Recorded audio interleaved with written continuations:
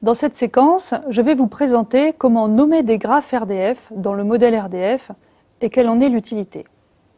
Dans de nombreuses applications, il est souhaitable de pouvoir exprimer le sous-graphe particulier, c'est-à-dire le contexte dans lequel se trouve un triplet RDF. Nous avons vu dans une séquence précédente que le Global Giant Graph RDF, qui représente tous les triplets du monde, est découpé dans la pratique en sous-graphes connectés entre eux par leurs ressources communes. Il s'agit donc de pouvoir nommer ces sous-graphes. La notion de graphe nommé permet de grouper des triplets en un graphe qui est réifié, qui est identifié par un URI, qui peut être alors à son tour décrit comme toute autre ressource.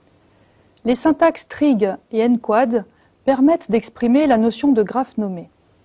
Dans la syntaxe trig, qui étant la syntaxe turtle, les triplets du graphe sont représentés entre accolades.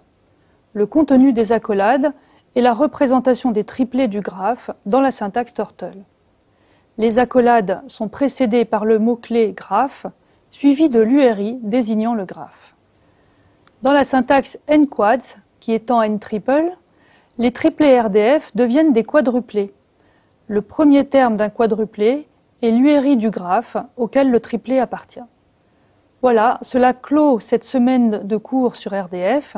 La semaine prochaine, vous ferez la connaissance de mon collègue Olivier qui vous présentera le langage Sparkle permettant d'interroger des données RDF.